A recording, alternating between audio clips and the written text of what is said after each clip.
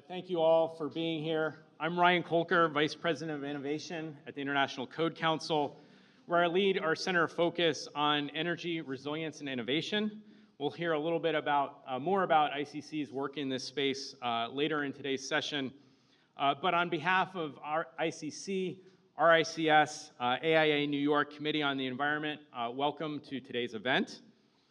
I know there have already been some really great events here and discussions as part of Climate Week on the imperative to address buildings as an essential opportunity and sector for reducing greenhouse gas emissions and supporting the resilience community's need in the face of the climate risks that we face today and those that we will be facing into the future.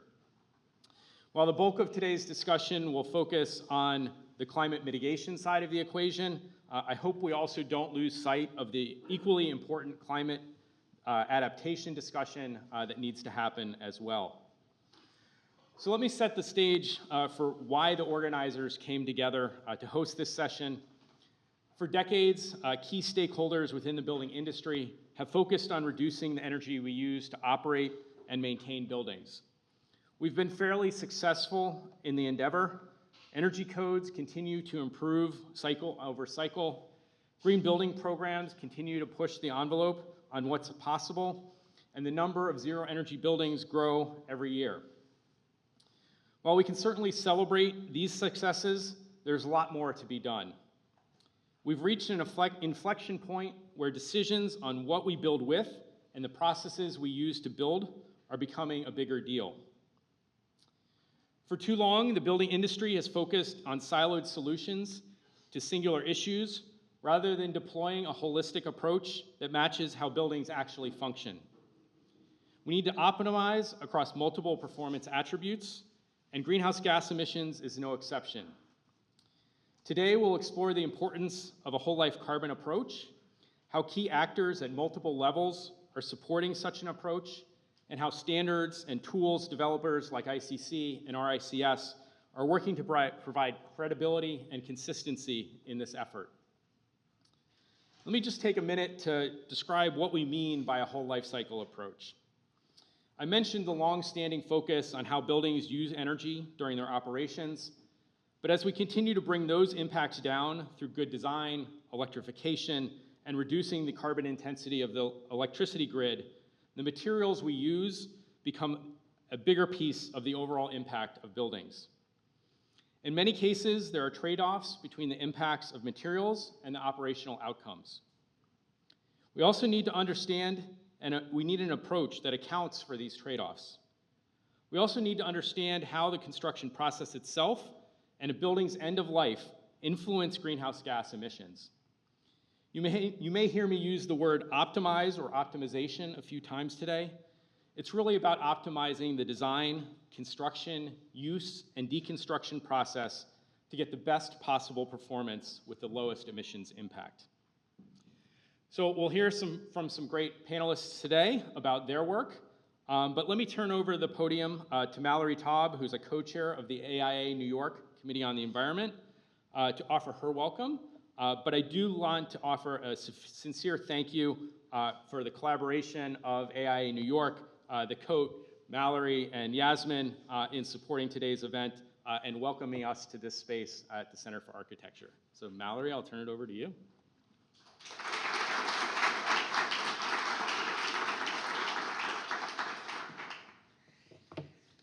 Good morning, everybody. Out of all of the Climate Week events happening throughout this very, very busy week, we are very grateful you have chosen to convene with us today to discuss taking a whole life cycle approach to decarbonizing buildings.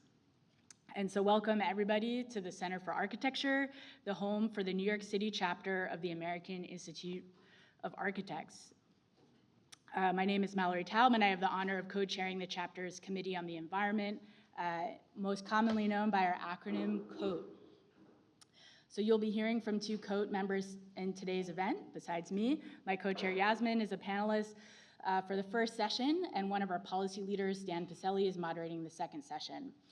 The COAT Committee and the AIA New York at large are grateful to be hosting this event today in collaboration with the International Code Council, in addition to the Royal Institution of Chartered Surveyors. So the AIA New York Code Committee brings together architects and allied professionals who are committed to climate action through design. We believe that design excellence is the foundation of a more healthy, resilient, and equitable future. Our Code Committee members work together to address topics relating to decarbonization, policy, materials, health and circularity, ecology, social equity, and resilience. Today, we are here on the topic of decarbonizing buildings, a complex issue and critical climate change mitigation opportunity that involves so many different industries. So in terms of all of those different industries, how many people do we have here from today who are from the design industry? Okay, design, well represented. Construction, a couple, okay. Manufacturing, a couple. Development, small number of hands, but you're here, thank you. Finance, okay, we got at least one. Government, a couple. And standards, I know they're in the house, okay. So decarbonizing the built environment requires action from all of these industries, so from all of you. So yet there are limited initiatives working across these traditionally siloed industries. At COAT, we formed a subcommittee on decarbonization that took on the challenge of bringing together New York City experts from all of these industries in small, closed-door, roundtable sessions for open and honest conversations and alignment. Over the summer, we facilitated a 3-part roundtable series encompassing regulation frameworks as accelerators, securing demand for low-carbon materials, and underwriting change at scale. So why did we feel the need to start this initiative? While leaders within each industry are making strides, we did not see a cross-industry working group in New York City focused on decarbonization. We felt that closed-door roundtable discussions would be a meaningful way to have that type of open and honest conversations and to break down barriers to action and understanding from each other in various perspectives across those different industries. And that type of breaking down barriers to action and learning from each other is essential for enabling progress. So our goal is to continue these conversations and share insights annually. And if you're interested in learning more or joining us, please reach out to our COAT members leading this initiative. I saw at least one in the audience, Carlos from KPF. So he's right there if you want to hear more. So to wrap up this introduction, decarbonization is a growing ecosystem. We believe that the best work emerges from collaborations, whether that is collaborations across the industry, collaborations across borders, or collaborations across government. I have no doubt that today's conversation will be insightful and help us all broaden our perspectives to decarbonize the built environment. And with that, back to Ryan and our first panel. Great. Thank you, Mallory.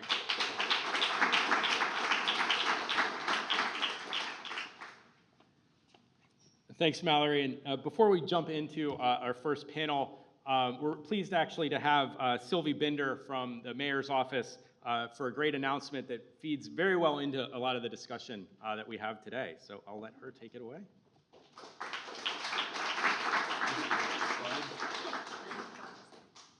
Good morning.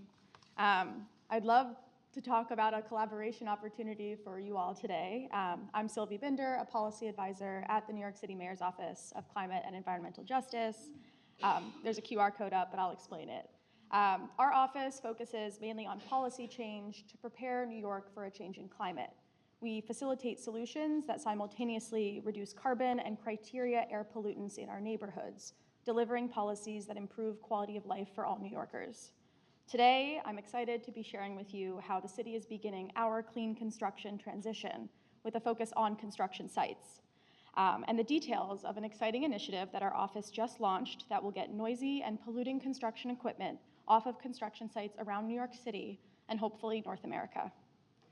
As a policy office, we know that when we look at our city's buildings, it's not just about the greenhouse gas emissions that they pollute during their operation.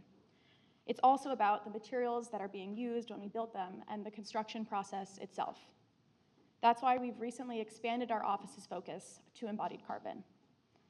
To address construction emissions, the city is implementing Executive Order 23, otherwise known as the Clean Construction Executive Order, which directs city capital agencies to work to reduce embodied carbon in a few ways, including low carbon concrete specifications, environmental product declaration requirements for low carbon concrete and steel, lifecycle assessments, which you'll hear a little bit more about later, and electric construction equipment wherever possible.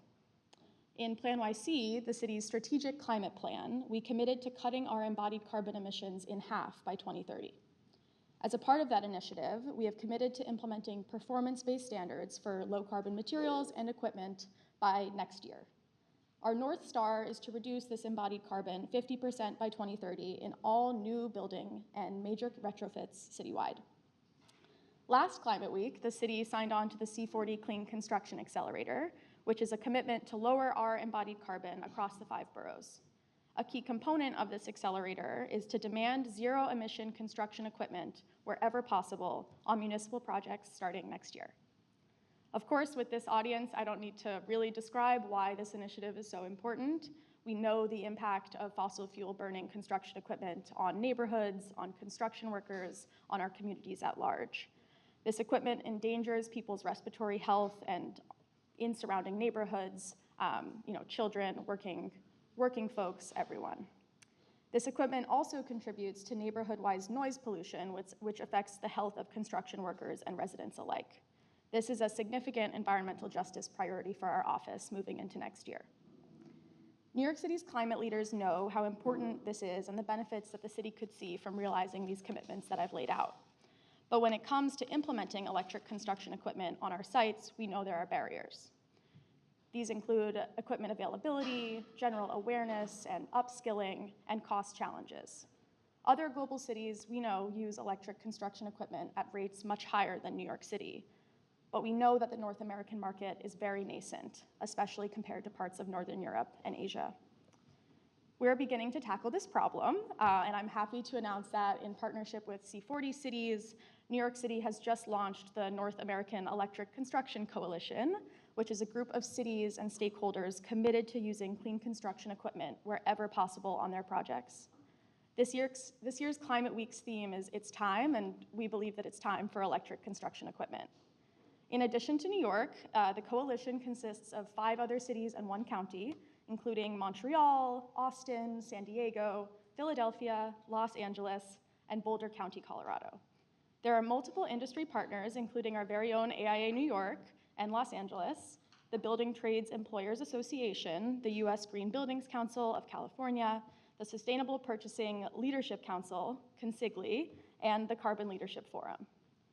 By forming this coalition, we believe that we can spur significant market growth in this area. This coalition currently spends upwards of $15 billion a year on construction projects, and we know that we can move markets when we work together.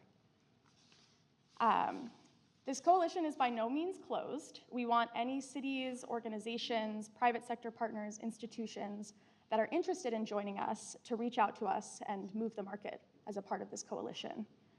Our next step moving forward is to create a comprehensive inventory of all of the electric construction equipment on the market in North America and to require those pieces that are available on the market to our coalition.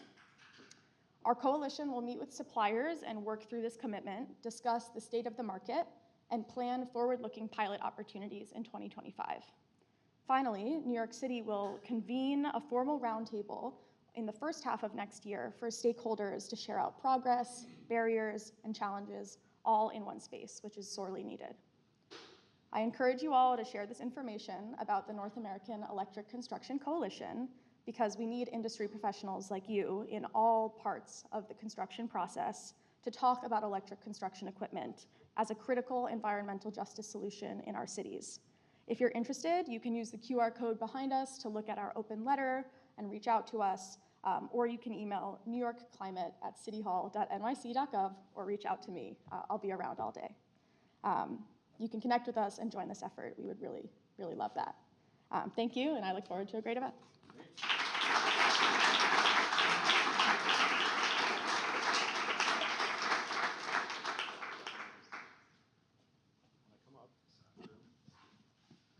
Thanks so much, Sylvie. And sort of joining Sylvie on the panel, we have a great representation of sort of the spectrum of actors across sort of the built environment, really looking at sort of the opportunities to help move forward on addressing whole life carbon. So let me sort of introduce them briefly and then turn the floor over to them to talk a little bit about sort of what is your role in this space, sort of where you sit, and then sort of what are you specifically doing to help decarbonize the built environment. So pleased to have Roland Hunziker, who's co-chair of the Global Alliance for Buildings and Construction and director of the built environment at the World Business Council for Sustainable Development, really providing the international perspective of what's happening. Brad Neese, who's the Sustainable Design Program expert at the U.S. General Services Administration, providing some perspective of what's happening at the federal or national level government. Emma Gonzalez-Ladders, who's Assistant Director for Energy Code Services at New York State Department of State, talking about the state level sort of activities. Sylvie, who's the Greenhouse Gas Emissions Policy Advisor at the Office of the Mayor for New York City, providing the city perspective. And then really pleased to have two practitioners that are working in the space. So we mentioned Yasmin Kaloglu a couple times, co-chair of AI New York COAT, and Tina Pele, who's president of RICS. So why don't we start from sort of the international perspective, sort of work our way down through various different levels of government, and then hear from our practitioners. So Roland, do you want to start us? Thank you, Ryan, and it's a pleasure to be here. Can you hear? Yeah. I'm Roland with the World Business Council for Sustainable Development. I'm based in Geneva, Switzerland, and we're a global member-led association. We have 240 companies that work with us globally, and our focus is on sustainability. The climate challenge, nature loss, and growing inequality is what we tackle as a WBCSD. In the Built Environment program that I lead, it's all about how do we decarbonize the built environment as a system. Companies have roles within the built environment, but they can only do so much. So they need to collaborate with each other and with all of us to achieve that goal. So that is really our essence, is radical collaboration. We provide that platform to companies.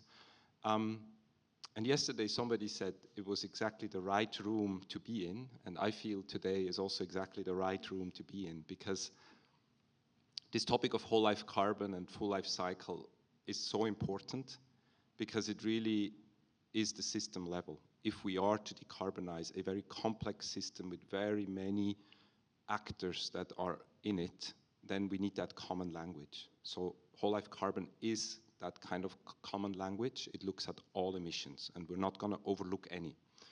Hopefully we will also over time develop the resilience aspect of that, because as you said, we should not only look at mitigation, but also at resilience. My other hat is I'm the co-chair in the Global Alliance for Buildings and Construction, together with my colleagues from the French government. And Global ABC is a multi-stakeholder umbrella network. It was set up at the COP21 in Paris, so 2015, and it is hosted by UNEP. And the Global ABC brings together almost 300 different organizations from government, from private sector, NGOs, research, and many more, with that common goal to also drive the built environment towards more efficient, resilient future. And what's important, this year in March, there was a large ministerial forum, the Global Buildings and Climate Forum, and it created an intergovernmental council for buildings and climate. And again, the Global ABC will host this. It brings together 70 governments that signed the Déclaration de Chaillot that really brings that governmental leadership on this transformation and this international collaboration to the fore. And linked to that, and that's the last important initiative you need to know about, is the Buildings Breakthrough. This was formally launched at the COP28. Again, Global ABC is the host. So far, 29 countries have signed up to the Buildings Breakthrough, and it tries to achieve near zero emission and resilient buildings by 2030, to make them the norm by 2030. And so, again, it's a very important international collaboration initiative, and again, also puts this system focus and the whole life carbon focus at the core. So yeah, thank you. Great, thanks so much, Roland, and I'll turn it over to Brad. Well, good morning. My name is Brad Neese, and I work for the General Services Administration. We're commonly referred to informally as the government's landlord, as we own, manage, and operate a lot of the federal spaces. So I'm an architect inside of the Office of Government-Wide Policy, specifically in the Office of Federal High Performance Green Buildings. And most of my work right now, the charges I have are related to embodied carbon.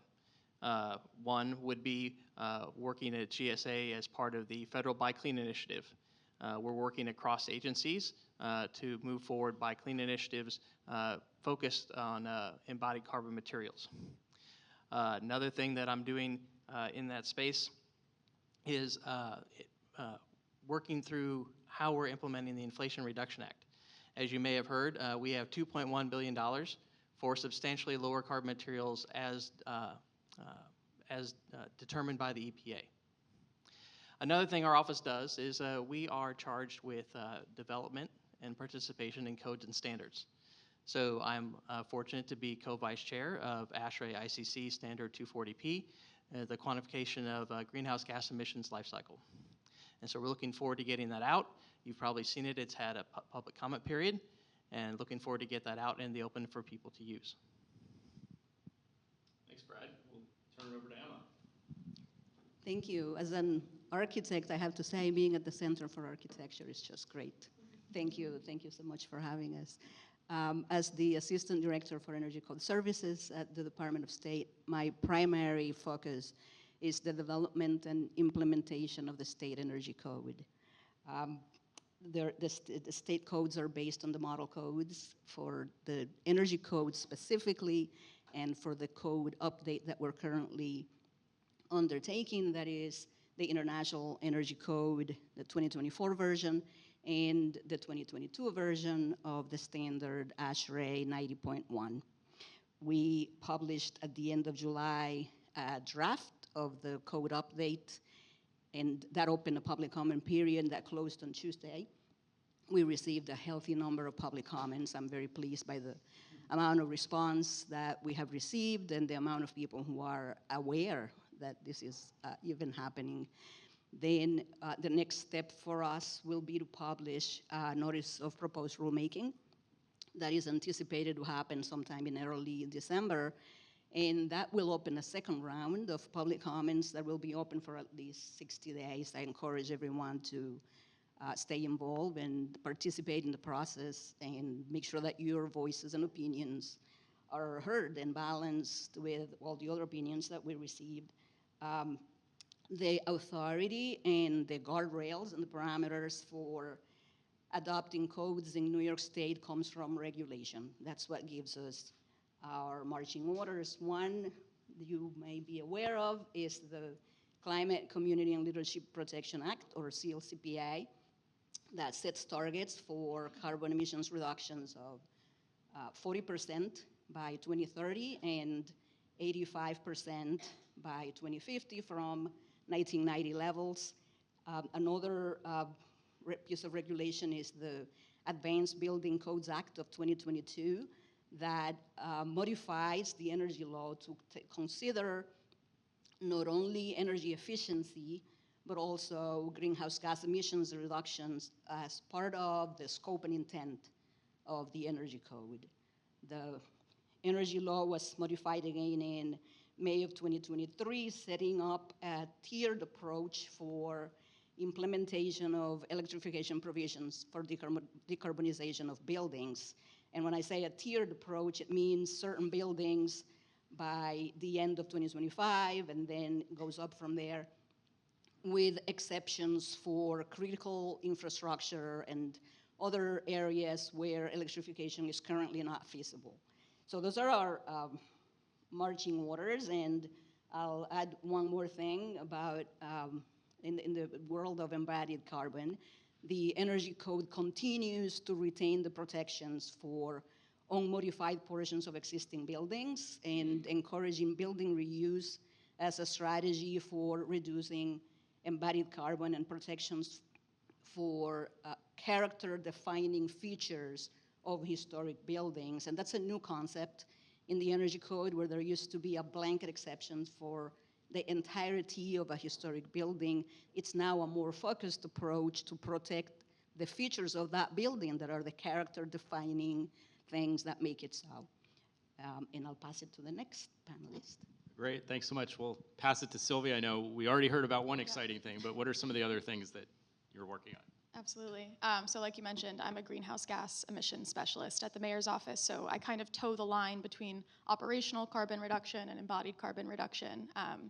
Many of you probably understand and know very intimately Local Law 97, which is our building emissions limits law going into effect January of the next year. So lots of buildings in New York are thinking about how to reduce their operational emissions. Kind of the next frontier, as we see it, is embodied carbon reduction. And so naturally, as a city, we're trying to lead by example first. So I mentioned Executive Order 23, which was signed in 2022 and is thoroughly being implemented now by our office and our city agencies. Some key pieces, I guess, in the past year that have really helped us in this initiative is passing or releasing environmental product declaration guidance for all of our city agencies. And we've been working with Building Transparency and their EC3 tool to really help us make transparent and clear and publicly accessible the products that we're using for concrete and steel in our city projects. So we're really excited about that. And then also in June of this year, we released our lifecycle assessment guidance. You can check that out also at our website, but I'd be happy to talk more about that. We really see life cycle assessments and this whole life carbon approach as really critical as we move into like our next phase of city capital construction. And of course, you know, our city capital construction agencies are at the fore of developing their own specifications for low carbon concrete, for ready mix concrete, and we're really excited about that. Our Department of Environmental Protection in August released the city's first low carbon concrete spec, so that's also publicly available. We're looking towards the future, so leading by example through our own projects, but in conversation with the Department of Buildings and other cities to talk about how embodied carbon reduction can be implemented through citywide policy as well. Great. I'll turn it over to Yasmin for the practitioner perspective. Thank you. So I'm one of the co-chairs of AIA Code Committee along with Mallory that you met earlier. In addition to that, I'm a senior fellow at Architecture 2030 as well. So I represent the international architect perspective here today. But I also believe that it's important to innovate and do innovative things in our projects. And I worked on some of the first net zero energy, net zero carbon projects around the globe. But in addition to that, I think what's important to talk about here, I think our role is changing as practitioners. We are no longer just designers, just implementers, but actually we have a very important role to collaborate with all of you that are around the panel today. And our role is more than an architect. We are policymakers, we are researchers, and we are actually scientists at the same time, sometimes too. So we are getting comfortable with wearing these different hats with all of you. And actually, I'm just looking around now. I've actually worked with each one of your organizations in the last 5 to 10 years. And I think that shows that we can do more than that. Our influence circles are much greater. And I have been involved, for example, with the Mayor's Office on many policies and implementation of Local Law 97, with GSA in several things, and with New York State, with Global ABC, World Business Council, as well as the Offices of General Services at the Mayor's Office too. So I hope it gives you an indication of, yes, we are fundamentally architects, designers. At the same time, we can wear different hats to grow our impact around the globe as well. Great. And Tina. Great. Hello. Hi. Yeah, so I'm Tina Payet, and I'm here representing the RICS. We are a global organization, professional body of 135,000 members across the world, and professional body in the built and natural environment. And one of our main focuses, as president, one of my main focuses has been effectively using the tools that RICS puts forth to actually combat climate change. It's a huge issue for our sector. We know RICS is a very wide umbrella. So we have, contractors, construction, we have brokerage, we have legal advice, we have architects, engineers. It really runs the gamut. Valuers, we do a lot of valuation. And so what RICS does is we set standards. We set standards with global coalitions. And in my presidency, I put forth the fact that the most important thing we could do as RICS, as an organization, is to help our sector become a force for good when it comes to climate change. So we need to be decarbonizing the built environment. We know how impactful it is, but we also need to be looking at how we lessen the impact on resources, circularity, et cetera. And so we do this in a couple of different ways. One of them is through our standard setting. So we have a whole life carbon assessment standard, which came out, which was published and came into vigor in July of this year. It was published last September. And it is the first sort of global whole life carbon standard for the built environment in the world. And is being adopted very widely by a number of different organizations and governments across the world. So the idea there is really to embed as much as possible the measurement. Measurement is necessary. It's key. We can't improve if we don't measure, and we can't benchmark against others, and we can't know where we're heading. So this is really key. But I think Roland actually touched on a few other issues that we're working with together, is that we can't do this alone. So we have our knowledge about how to set standards, how to globally, produce a standard which can be measurable. But what we don't know how to do is what some of the other organizations know how to do. So we're part of the WBCSD market transformation movement? No. Action agenda, sorry, I always get that wrong. It's a mouthful.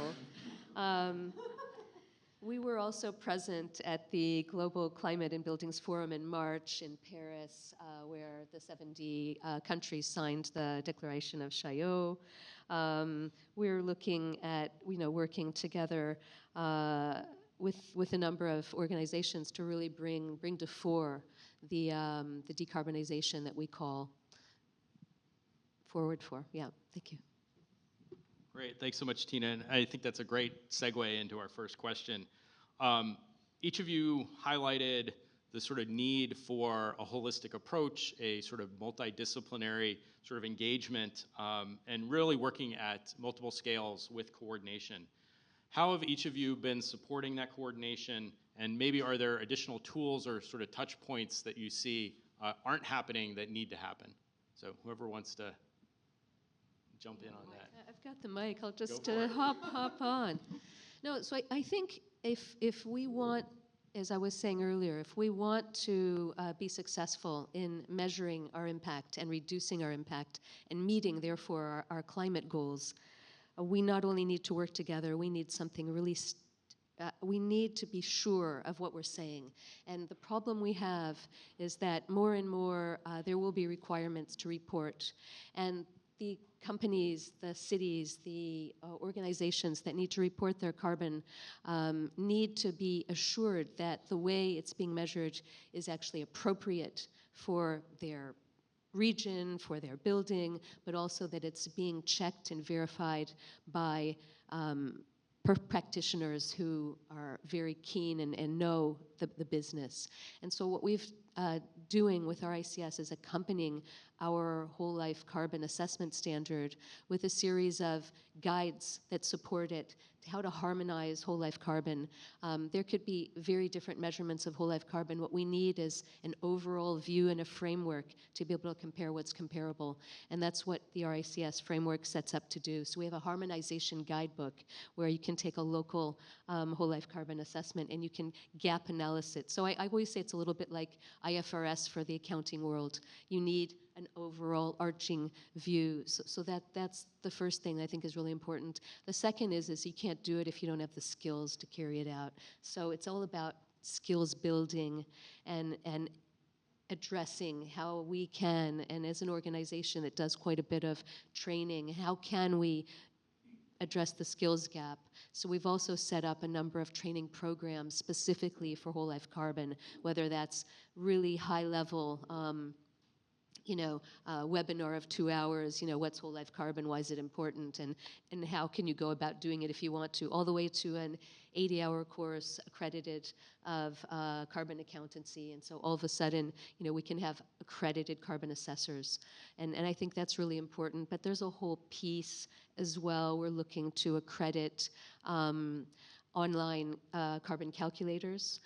We have the Built Environment Carbon Database, which is the feeder at both building and individual component level for a building. So that's going to allow us to have an end-to-end reporting where carbon becomes the next currency. It should be, when you're designing in the beginning of any project, you should be measuring cost and carbon hand in hand. And so that's the vision, is to have a really englobing, encompassing function for being able to certify that carbon reporting that we're counting on is actually valid. Great, thank you. Other sort of collaboration opportunities or needs, or what's going on? Well, Tina has already kindly said quite a few things I also wanted to bring up. In terms of the radical collaboration, you mentioned the Market Transformation Action Agenda, which we're leading under the Global Alliance. And that is really the embodiment of we need to do this all together. But it's also a very coherent narrative. I was very pleased that you mentioned the goal of New York City to halve emissions of embodied carbon by 2030. That's exactly what we need to do worldwide. We need to halve emissions by 2030. And then, of course, we need to reach a full decarbonization by 2050 or earlier. But I think already that first goal, if we can bring that into everything we do. And for that vision, we established there's kind of 3 levers that we all need to work on. And the first is the measurement. We need to understand whole life carbon. We need to understand all emissions that are in buildings and infrastructure, by the way. So it's not just for buildings. Then we need that data. So very encouraging also to hear all that work that's happening now on aligning data formats, etc. And then, we need to be clear what do we mean by a net zero building. So I think there is still discussions. And so that we really know where we need to go. And then the second lever is really putting that carbon next to cost. So Tina, you've also mentioned that. This is fundamental, and it starts happening with some actors voluntarily. They use carbon pricing internally, and it changes their decision making. The outcome is very, very different. But it's not actually something that is necessarily bad for the bottom line either. So you can really see by prioritizing carbon as much as cost, there can be very positive outcomes. And then the last one is really about transforming supply and demand. How does then that get into procurement, into regulation, so that the whole value chain gets incentivized to deliver to the same goals? So that is simply the market transformation language, and I think it's very encouraging. I've been to so many events this week here in New York, and we really see it happening. There was yesterday the US PEER event. PEER stands for Partnership for Embodied Emissions Reduction, I believe, and that's really a group that wants to take this forward here in the US. It's amazing. So I think we can do in the next couple years or so, we can really provide the basics and that fundamental comparability as well. And maybe just what do we do with WBCSD? Why are we actually in this? It's because we work with global companies who work in so many different markets, and they're exposed to so many different ways of doing things and regulations. They need a certain harmonization, and they're asking for this alignment. It's all about being consistent, transparent. It doesn't mean it's the same everywhere. I sometimes use or yesterday I came up with this allegation of the Olympic rings. They're not one ring, there are 5, but they're very beautifully aligned. And I think that is, especially when I think now of RICS, ICC, you're starting to collaborate more, the work in the US PEER, you may not all come up with one thing, but I think what's critical is that they align and that we can show where they are the same, where maybe there are differences. Different countries may use 50 years or 60 years lifetime, so that's okay, but it has to be comparable. And maybe one element we can bring also from our network of global members is how do we make it more simple? How can we streamline it?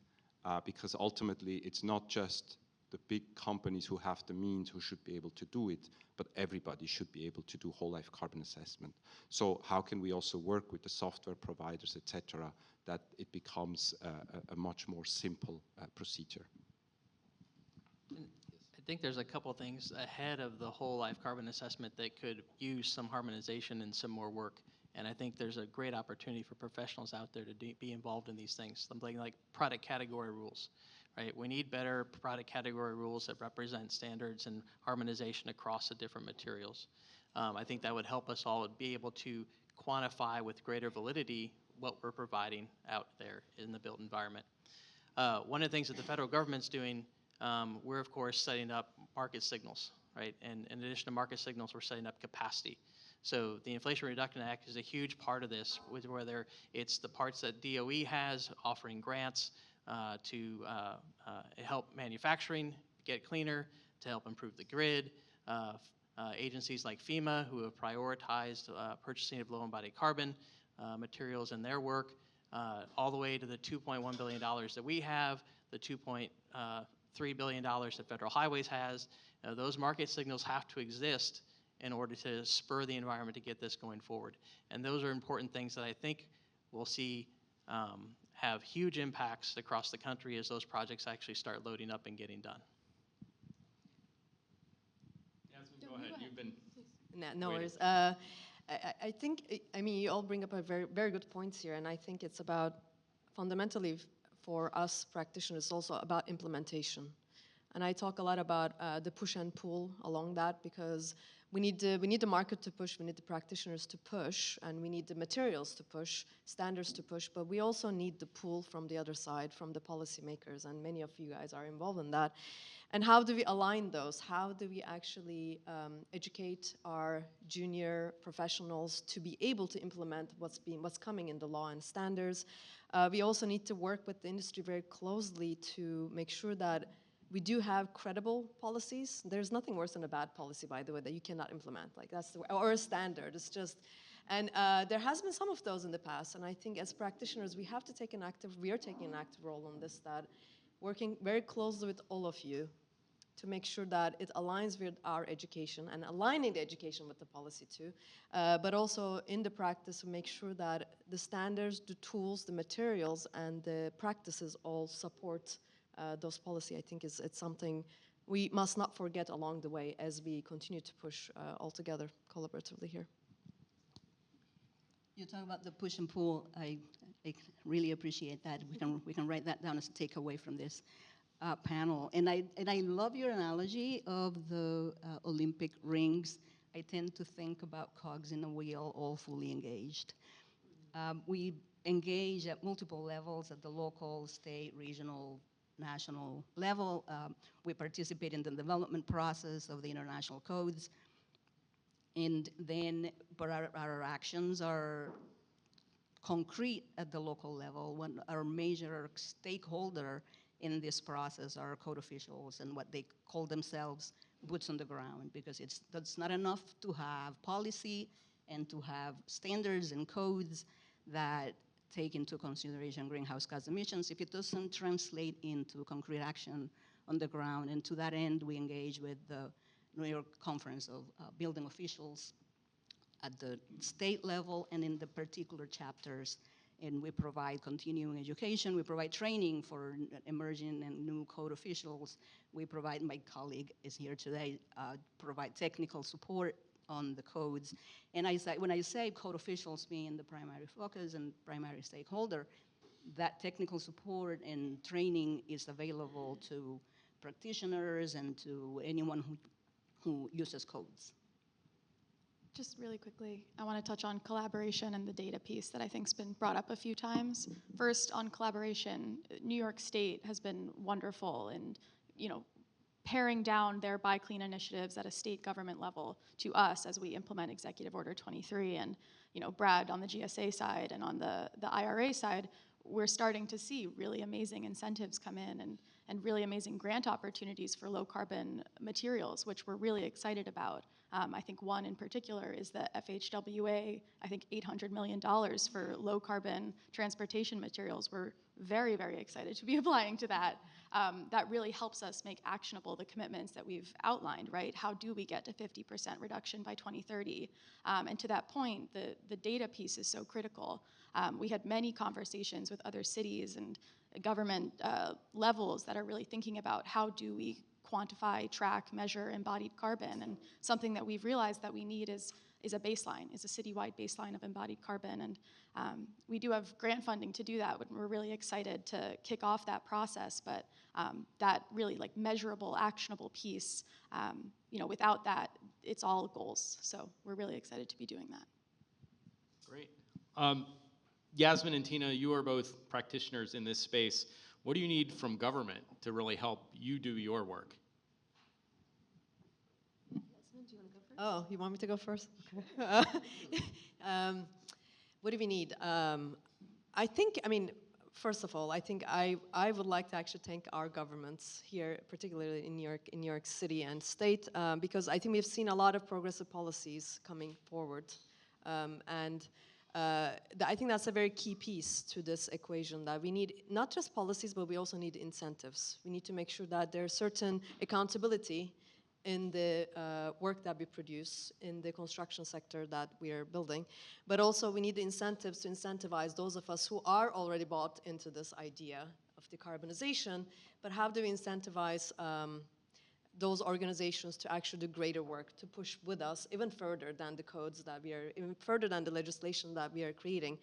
And I think we've also seen IRA, for example, which is a great push.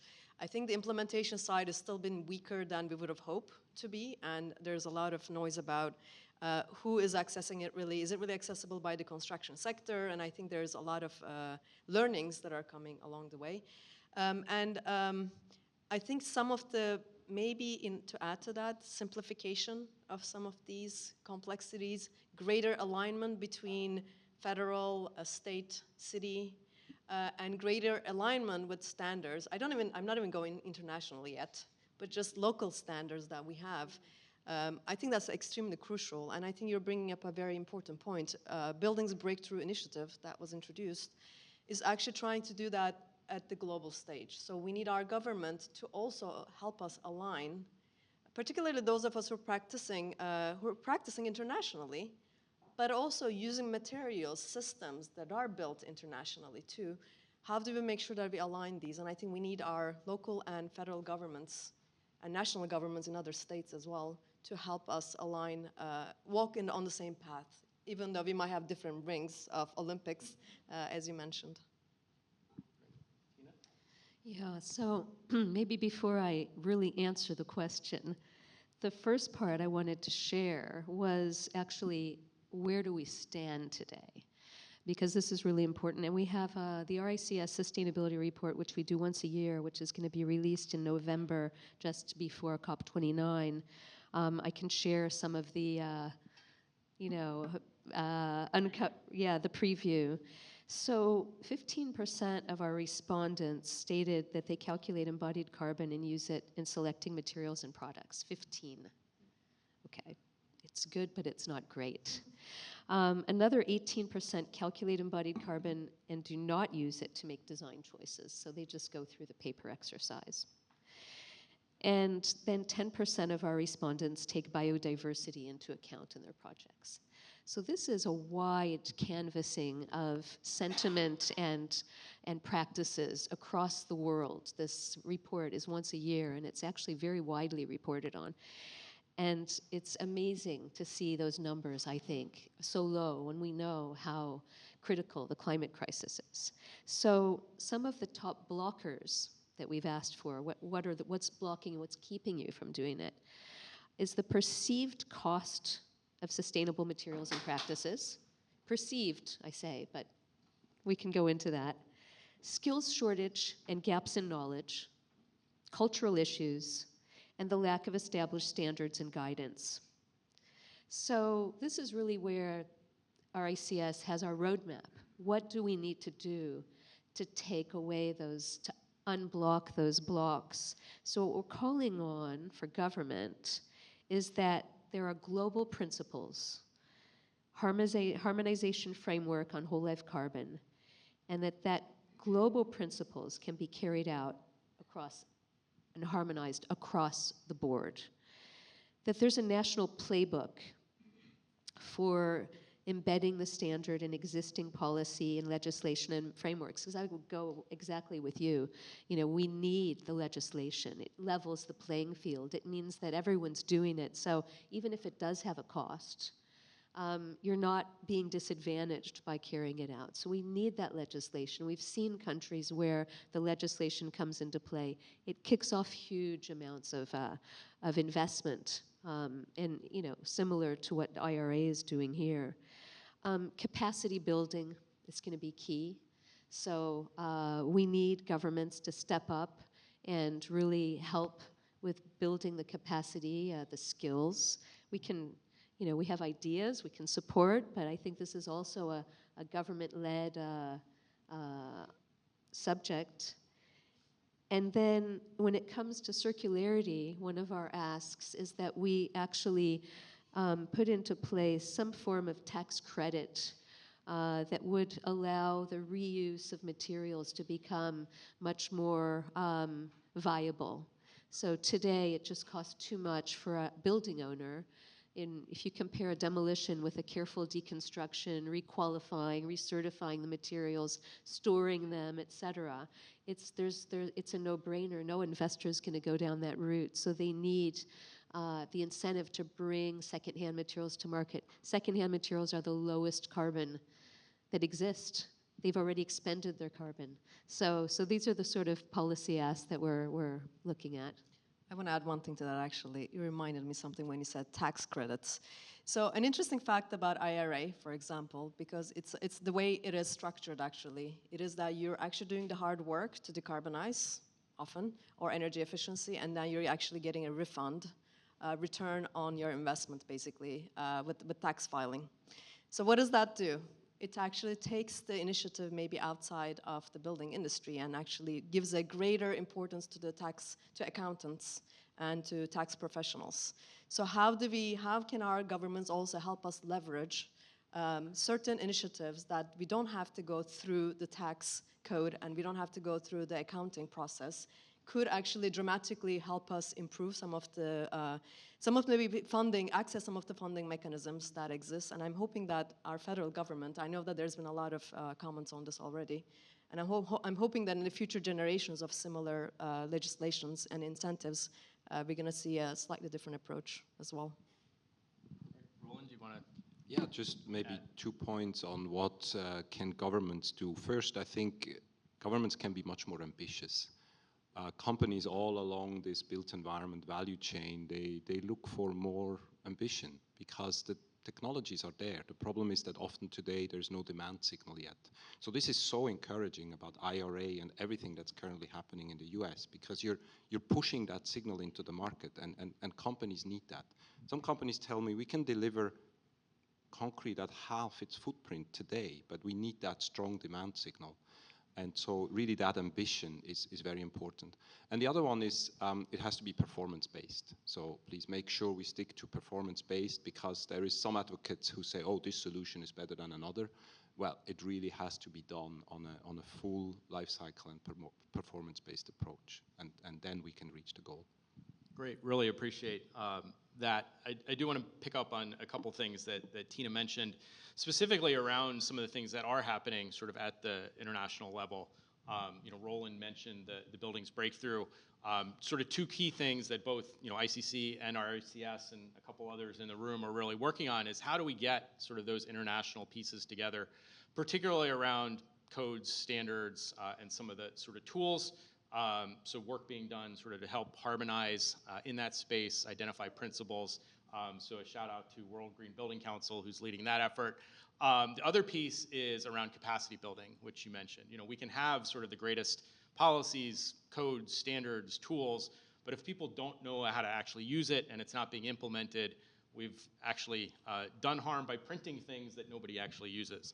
And so ICC is actually leading an initiative around capacity building and sort of what are the things that we need, both at the personnel level, but I think equally important is the institutional level. So what are sort of the organizations and aspects that we need to really make this all work? So really appreciate that. Let me turn to government colleagues. What do you need from the private sector to actually make your work easier and more effective? Well, there's actually, I think, in my mind, alignment with a couple of things that have been said. So it's good to hear we're going to be collaborating on some of these things still and more often. Capacity building, right? That's certainly something that we see in the work that I've been involved in. I run into manufacturers and or architects or engineers like, what's an EPD, right? So that still exists, right? And 15%, right? It shows up. I've also run into a material producer who says, well, I made an EPD, but I didn't really tell anybody about it. So, you know, there's some things to advance that way. One of the things I really like about our design, construction, and owner community that we have here in the United States is innovation, right? It's an innovative group, right? So we're being armed with more data, more specific, more frequent data on embodied carbon. So what is going to be innovative out of that as we as owners are asking you to actually put that into our requirements or meet the requirements that we're putting out there for you? How are you all going to work together, or how are we going to work together so that we're not just picking the lowest carbon material or product, but the product or material that's got the least amount of carbon over the performance life cycle for what we're asking for, right? I think that's important. Another thing, what opportunities, and you mentioned this, what opportunities do exist, or I think it might have been you, Yasmin, that mentioned this, somebody mentioned it. What opportunities do exist for salvage materials and design for deconstruction? I think those are two huge things that we could all learn more about. And then lastly, agencies like mine, the one I'm serving, we're statutorily focused on embodied carbon. What other things should we be thinking about in regards to our material and product choices? And I think industry, design community, construction community has a lot to teach us about that. Maybe I'll take a glass half full approach. We've found great collaboration across the New York City market with AIA, with specific contractors, construction companies, designers, architects, and we really want to keep that going. I think a great part of our success over the last year and a half when I've worked at the mayor's office has been through learning, informal learning through those conversations, identification of issues that are happening on construction sites as buildings are being designed and being communicated up to us. We're really receptive to that, and we want to hear about what is actually happening on the ground, so to speak.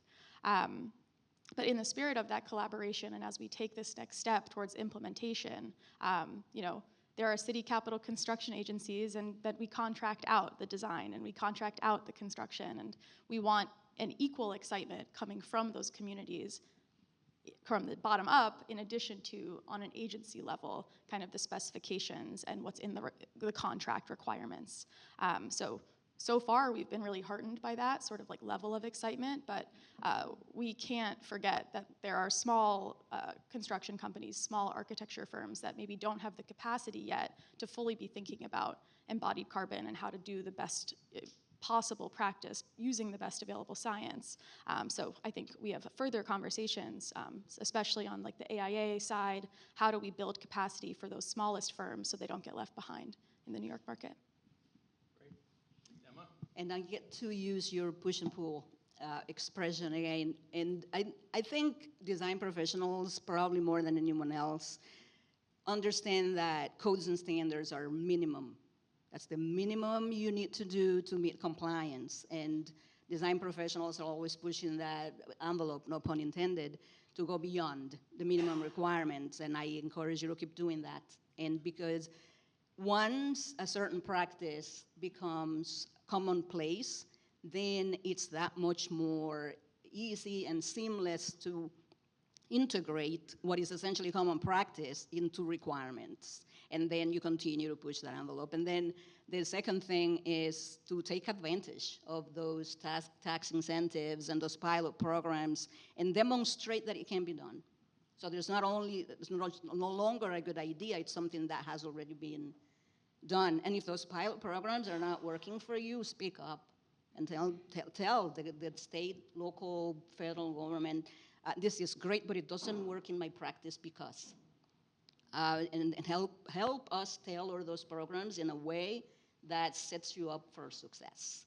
And lastly, stay involved. At the state level, we need to hear all the voices. So speak to us on our code development process, and even more important, stay involved in the models standard setting, because it all trickles down from there. If it's okay. You mentioned pilots, and I definitely want to mention that today on multiple fronts. So a part of the C40 Clean Construction Accelerator, we're really actively looking for pilot projects, a net zero pilot project, both operational and embodied. And I think that's something that we're really keen to do in 2025, is identify a project, either the private sector or via a public sector project, that is ambitious enough to commit to that. And we could work together to figure out what that looks like. Is that renewable energy credits? How do we pair low embodied carbon building materials in order to get to that kind of net zero pilot project? So that's one area that I think we can work with the private sector a lot closer in the following year. And then also related to our Clean Construction Coalition, we are really actively looking for pieces of electric equipment, construction equipment, that are being used in New York. And if we can highlight those instances on real sites in New York, that will help immensely with capacity building. If we can show that something is possible to be used in New York, then other people will use it. So if we can elevate those instances happening in the private sector, we'd love to do that.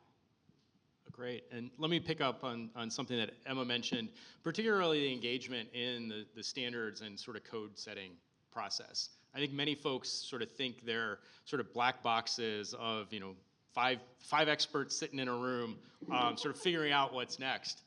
But it's actually a very consensus-based process, and things change because people sort of identify what's wrong and how to fix it. And so, sort of both from the ICC and RICS processes are very consensus-based. Sort of you can be there from the very beginning and sort of put in some ideas, but you can also provide public comments. We'll put out documents and say, what do you think? And really being able to sort of bring the right folks to the table to identify sort of what is actually needed, what's working, what's not. So for everyone in the room, the codes and the standards are actually your codes and standards. We just manage sort of the process to bring them all together. Yeah, thanks for bringing that up, because it's really important. I mean, the codes will only be as good as the input that we get. So there's, in all the sort of standards that we put out with our ICS, and I'm sure it's the same for yourselves, is they go through multiple stakeholder and public consultation periods. So this is when we put out lots of things on LinkedIn saying, hey, this is your chance, have your voice heard, but it's really important. It's not as technical as you might think it is. They're quite abortable sort of consultations. So I would invite everyone, that's what makes a standard usable. We don't want just, as you were saying, a bunch of paper printed out that goes into the bottom drawer. It needs to be something that can actually be applied. Otherwise, it has no sense.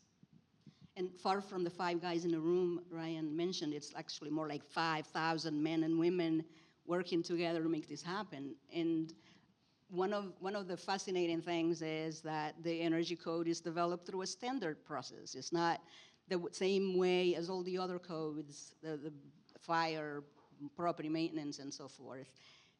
And that's a mixed bag. There's a lot that comes with that, but the flip benefit is that it's virtual. You don't have to travel across the country to participate. It's something that you can do virtually.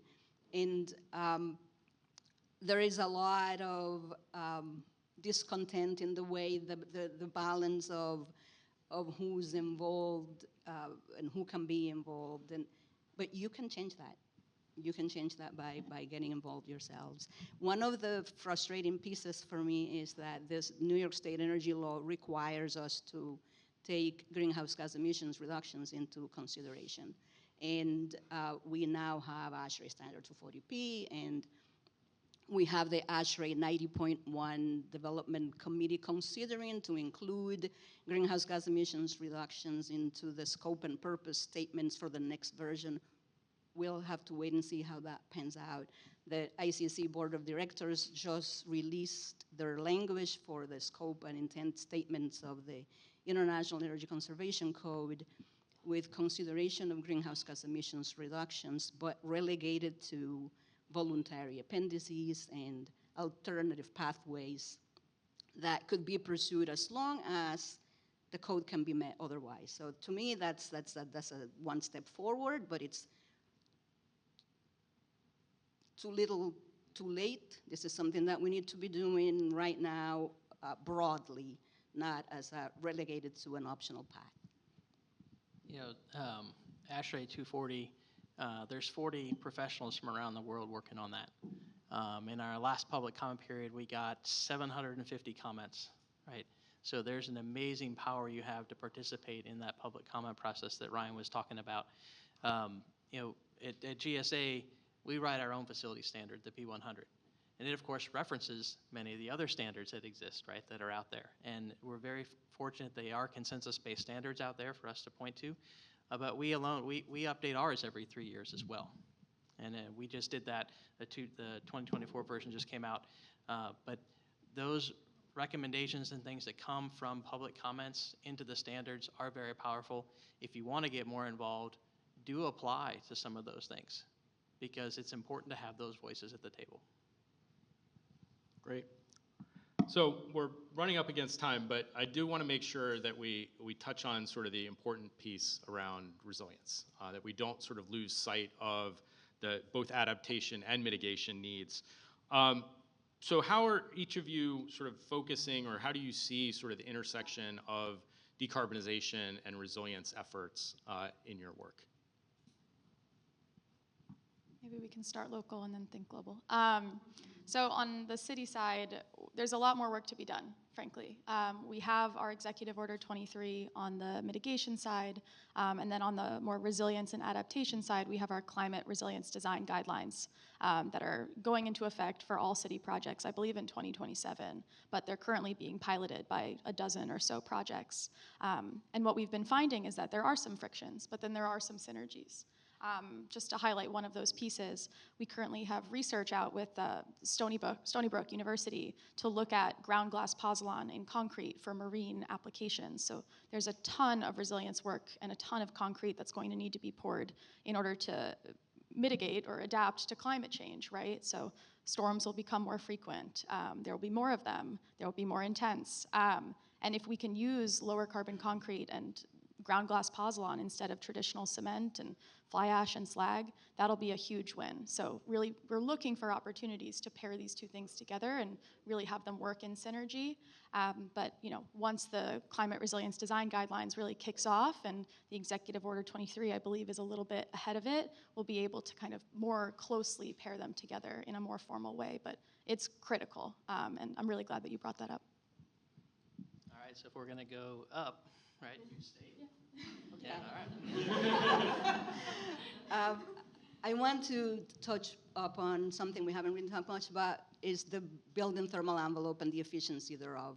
Because energy efficient buildings are essentially resilient buildings in the sense that you can accomplish passive survivability and you can maintain comfort, you can have continuity of operations. And when you couple renewable energy with energy storage, not only are you solving your problems at the building level, but you're also fostering the resiliency of the electric grid to navigate peak events and extreme weather events and so forth. And I don't want to preach to the choir, I also want to speak to those of you who are concerned about state energy code update and international code updates that push that envelope, metaphorically and literally.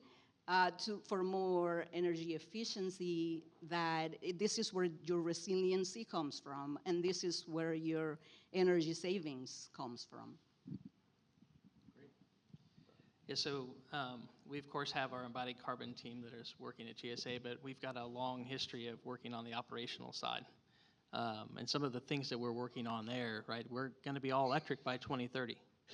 We're gonna be net zero by 2045. These are requirements that we have to meet.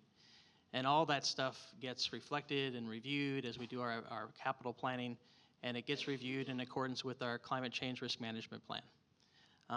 That plan and all those tools that are initiatives that I'm talking about, you can get a lot of that information on sftool.gov. We've got pages that go into great detail about that work for everybody to explore. And maybe just from the Global Alliance for Buildings perspective, there is a very active adaptation working group in the Global ABC. And I think it's a year or two ago, they issued the 10 principles and recommendations for integrating adaptation into planning.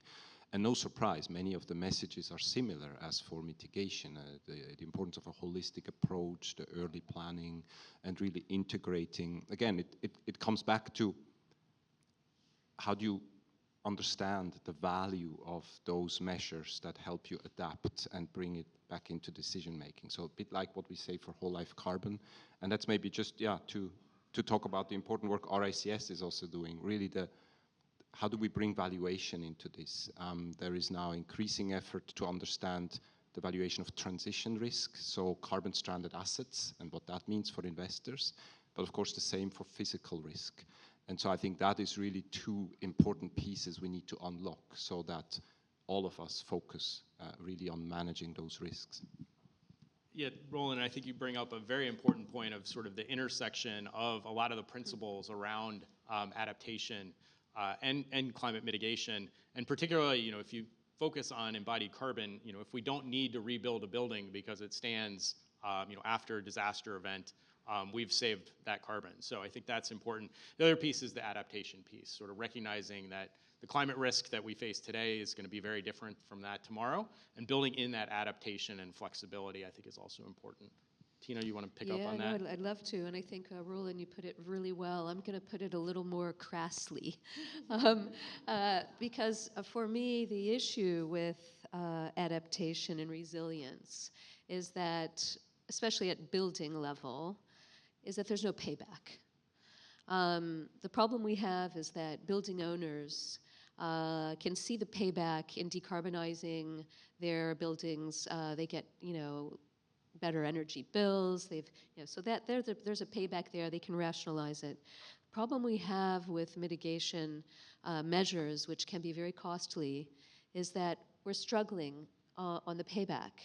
And this is why I think it's going to be really important that we all pull together to find financial mechanisms that will support actually carrying out these mitigation measures, whether that be green loans, green mortgages, that would be, better rates if you are climate adapting your buildings, whether it's, it was interesting earlier this week at a session where Aon, the insurer, was talking. They'd mentioned that they're looking to actually decrease premiums for insurance for buildings that undertook clear mitigation measures. And that all of a sudden there starts being a sense around investing in this mitigation. So I think the finance of it is going to be a crucial piece. And then on what Roland was saying earlier, the valuation of it as well.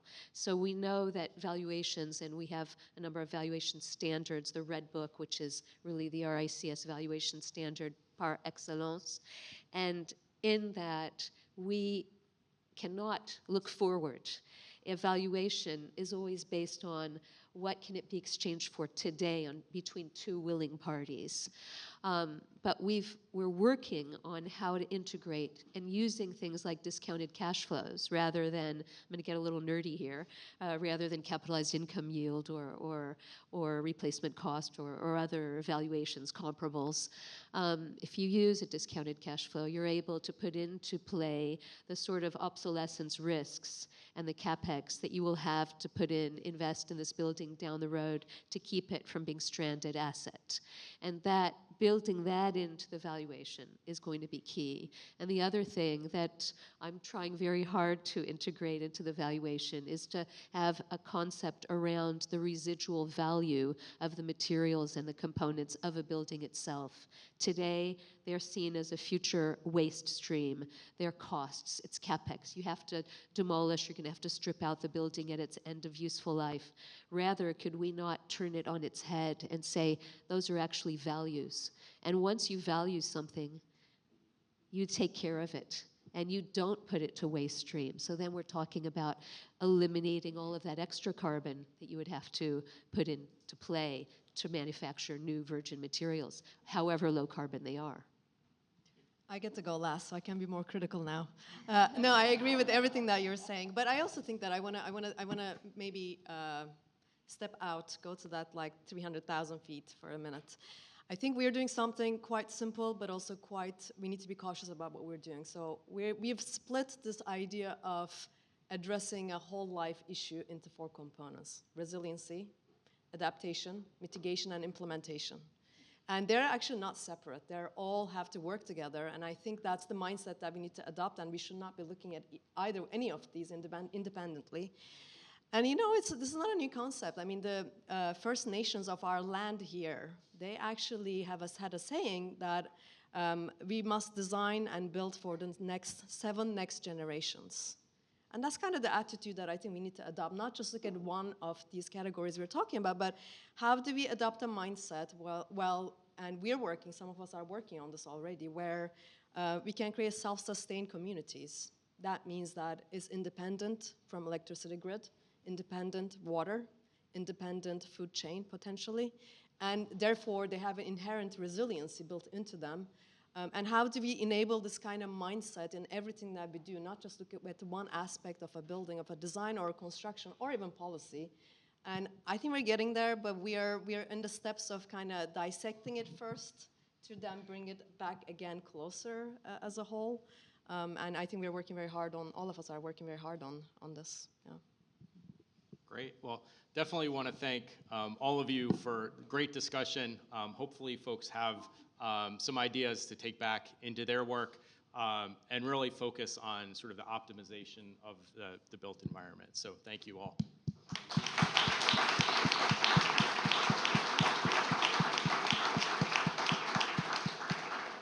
So now I'm going to turn over the sort of moderating responsibilities to Dan Pacelli, who's with AIA New York COAT and the FX Collaborative, to dive a little bit deeper into sort of what are the standards and tools and sort of what are the pieces that are sort of coming together to help assist in accomplishing a lot of the things that the first panel talked about. So Dan, I'll turn it over to you.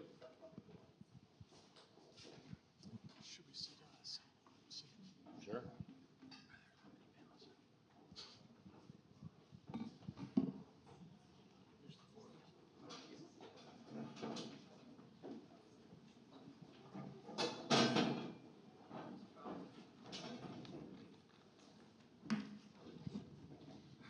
Okay.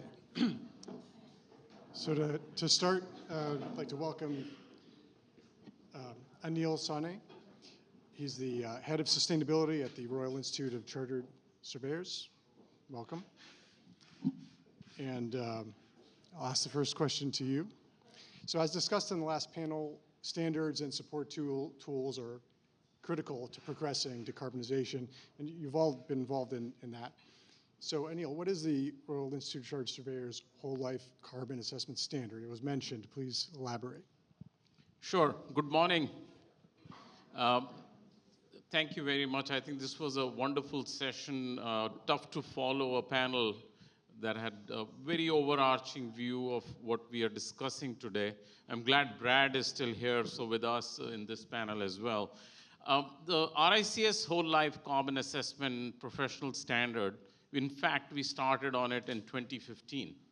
So the first edition was released in 2017, and then right after that, we got a lot of industry feedback.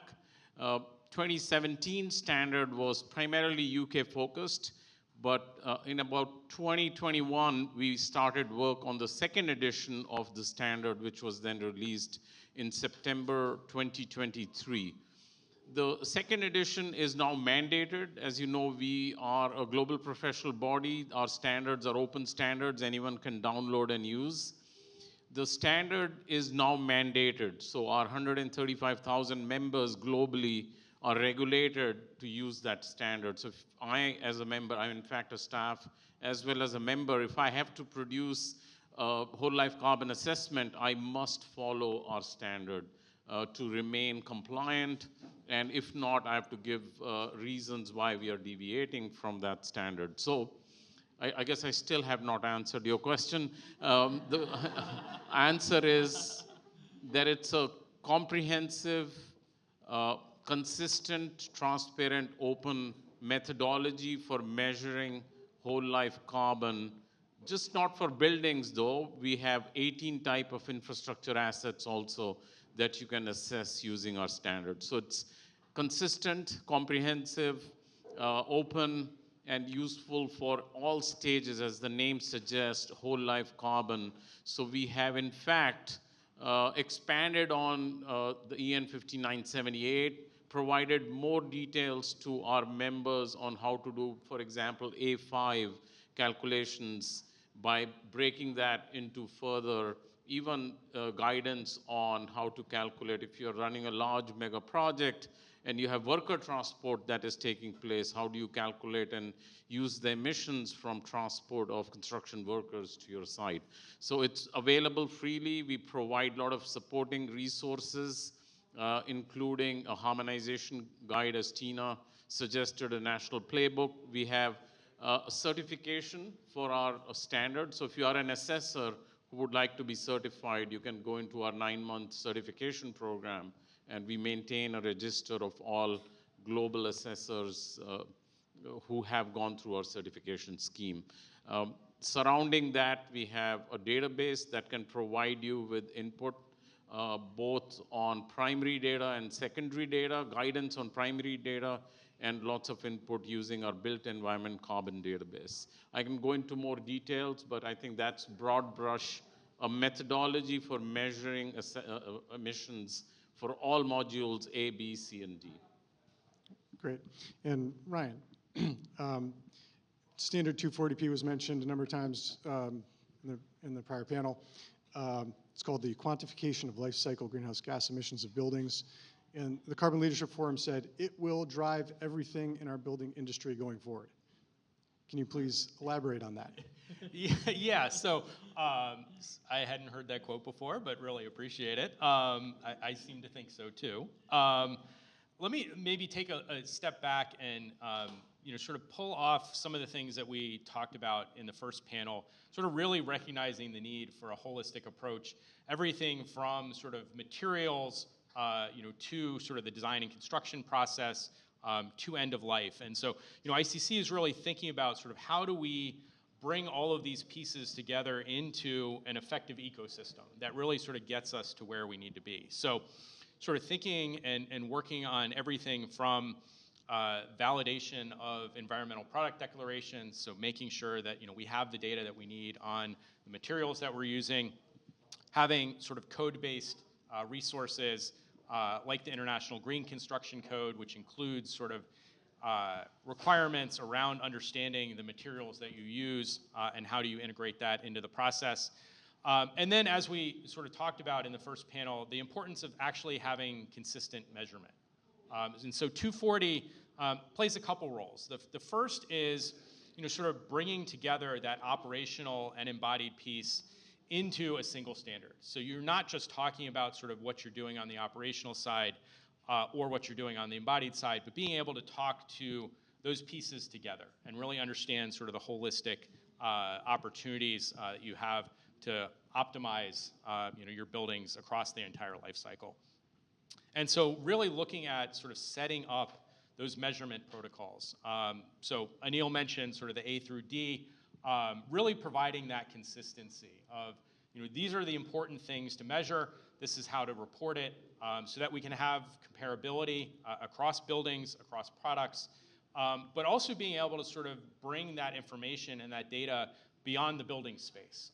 So we're seeing requirements in the U.S. around Securities and Exchange Commission, starting to ask companies, what is your environmental impact, and being able to sort of bring that information into investment decision making, and being able to have that comparability, as Roland mentioned, on an international stage as well. And so 240 really provides that basis for a lot of the things that we're really aiming to achieve. Great. And Brad, you worked on 240p, but at the GSA, how are you addressing decarbonization? Are you already mushing together operational and embodied carbon? Yeah, I'm going to reinforce a couple of things from the last panel, and then talk about some things that we have been doing even earlier than that. So as I mentioned before, we are charged with getting all electric by 2030 and net zero by 2045. And we have taken requirements and standards that support that and put that into our P100 facility standard as of this last 2024 version that came out this summer. So, and then in addition to that, I've also mentioned the IRA. Now, I've primarily talked about the IRA's low embodied carbon materials, the $2.1 billion that we have, and EPA has determined we can use that for asphalt, concrete, glass, and steel. The IRA has two other sections in it as well. They've got $975 million that we're using for emerging and sustainable technologies and programs on the buildings, and this will support us going after that all electric and that net zero measure. We also have $250 million to convert the buildings that are not yet compliant with the guiding principles for sustainable federal buildings to being compliant with that. Now, the $975 million and the $2.1 billion for the low embodied carbon materials, those all have to be obligated by the end of September 2026. And so to that end, we've got 150 projects in the LEC side across 38 states that we've got out there or getting out there into the marketplace for solicitation. So that is ongoing work, and the $250 million, we've got 10 years to do that, to convert the buildings to high-performing green buildings. So that's the really current, the latest stuff. I guess one more thing I would mention is we operate a Green Proving Ground program, and through that program we test products and we go through a measurement verification process with the Department of Energy. It's a co-program we operate with the Department of Energy. For this last generation of that, for the first time, we've gone beyond just operational products to looking at embodied carbon material type products. So there are things we were doing before this space, though, before it became legislatively mandated. We had, in March of 22, put out our environmentally preferred standards and specifications for concrete and asphalt. And those apply to any GSA project that's using 10 cubic yards of that material. It's not like the $2.1 billion, which is only for those products that are going after that IRA funding. Another thing we had done is we put together a whole building lifecycle assessment requirement. And that requirement for us embodied in the P100, that's required of any new building, any new construction, and any major modernization that we do.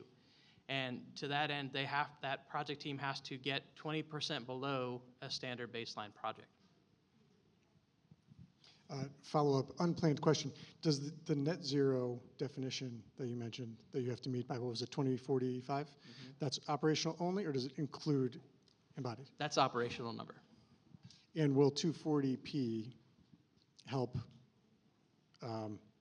enable the inclusion of embodied carbon in such definitions?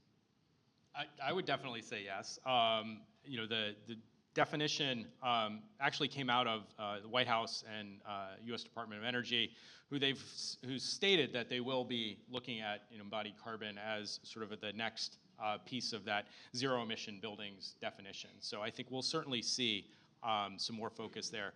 I think part of the challenge is we haven't necessarily had a very consistent opportunity to actually measure and express sort of embodied carbon. To date, we've focused a lot on sort of specific materials, but being able to sort of build that out to really understand sort of the whole building impact, and 240 certainly helps, facilitate those kinds of conversations and discussions, and providing the measurement tools to be able to sort of work against. Great. On the theme of this panel, the ecosystem of things, the energy-focused ecosystem is pretty mature, many standards, many policies and frameworks point to ASHRAE 90.1, for example. But in the parallel embodied carbon and overarching whole building carbon ecosystems, they're in various levels of development. So the question is about the ecosystem. So 240p seems to be one piece of it, which is kind of underlying. We talked about EPDs and some other things. Describe the ecosystem. I think it's important to think that this is a new and complex area, and you very well pointed out that we have decades of experience in operational side, in energy efficiency side. So if you think about it broadly, we have key components of the ecosystem, which is how to measure, how to report, and then how to receive input data, because the quality of your assessment is dependent on all three. If you've done a good assessment, but if you don't report it in a systematic fashion, especially global comparison will become very difficult. And similarly, if you don't have a consistent, comprehensive methodology, you may be not comparing and assessing the right things. And lastly, receiving guidelines for how to prepare your primary data, which is project or asset specific, and how to receive secondary data at various project lifecycle stages or asset lifecycle stages, all need to be defined. So those become the core components of your ecosystem. Sitting on top of that is a carbon management piece, which, for example, globally right now, PAS 2080 is the only carbon management standard that's available. Coming out of the UK, it helps you, similar to cost control and cost management, you have carbon management and decision-making framework. Then you have labeling and certification programs that pre-exist, and newer ones more tuned to carbon are also coming out. Lastly, you need targets and limits so that you can check your performance, you have your baselines. I'm very proud to announce that this Tuesday, as part of a UK coalition, RICS and others released the UK Net Zero Carbon Building Standard, in which they took a top-down sectoral approach of emissions with budgets and so on, and then took a bottom-up approach by collecting some assessments about, I think, 600 projects data, and sort of converged the top-down, bottom-up approach, and they've released their pilot voluntary certification scheme by building typology in the UK now. You have your carbon budgets, and so if you're doing a school building, you know what the benchmark is, because that's what has been released. And then following on to that would be a certification verification, which will come next year, and RICS is going to remain part of that. So two more things I would like to add. One is RICS also provides a free-to-use, open-source, built environment carbon database to help you with your secondary data, which is currently UK-based, but the architecture is something that we can take global. The last thing is that we work very actively in combining cost and carbon, because I think we are kidding ourselves if we think carbon assessments disintegrated from life cycle costs is going to help decision making. So I'm the chair of a global coalition of cost managers who are primarily about 2 years ago, we released a global taxonomy to combine life cycle costs with life cycle emissions. So everyone can report using what's called the ICMS 3rd edition, which is now integrated to our WLCA standard also. So that picks up the reporting part, the input data part, and how to measure comes through 240p or through our RICS standard. I'm so pleased that Ryan is taking the lead and sort of collaborating. These are not competing standards. We serve very different global audiences. We can work together, even harmonize the two standards and give you a solution, the folks in the room who are really at the leading edge of practice, that you can pick and choose which one best fits your project or asset. So long answer, but I hope it makes sense. Thank you. Can I add maybe sort of two pieces? And I think, Anil, you did a great job of sort of explaining how sort of multiple things need to come into place to sort of make this all work. Two other things that I think are critically important, and slightly touched on them, but One is the capacity building, the education, the training, sort of getting everyone up to speed to sort of understand all these pieces and sort of how they fit together. The other piece is around sort of the software tools that folks use, and really being able to leverage those tools in a way that you don't have, because you use this specific tool, you can't report for this particular program. And so thinking about sort of how do we support sort of the diversity of tools, but also being able to sort of bring that back together into something that makes sense and is comparable. Yeah, Tina, in the earlier panel mentioned the accrediting of calculators, which I thought was... Maybe, we just don't tell anyone we have soft launched a software validation scheme, which is our carbon calculators. Actually, I don't know if you've seen our logo, 155 years of brand.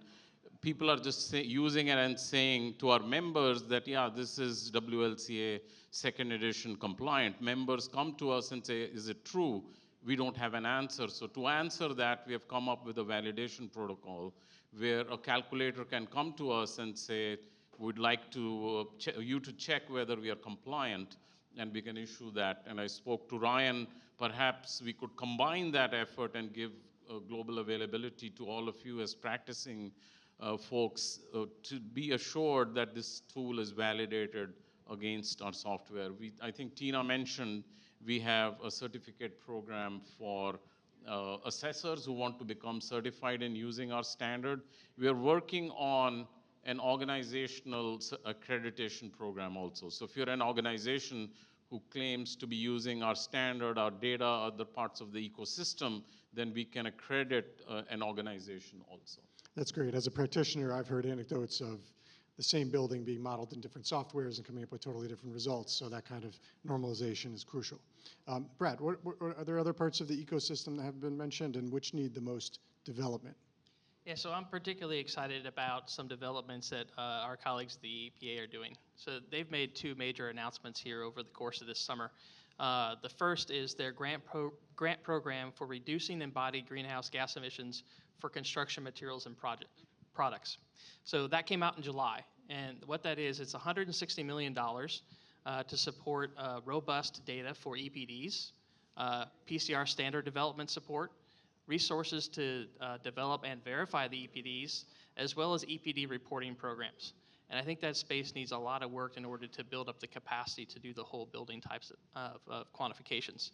The second effort that the EPA is working on, and we collaborate on these things, of course.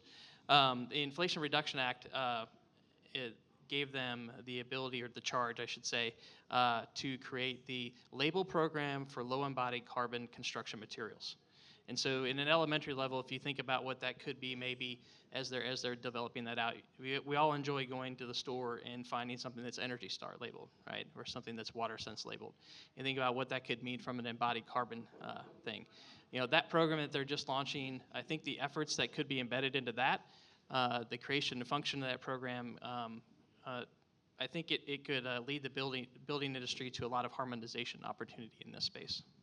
If I could add a couple of things from the ICC perspective, and really pleased to see those two efforts coming out of EPA.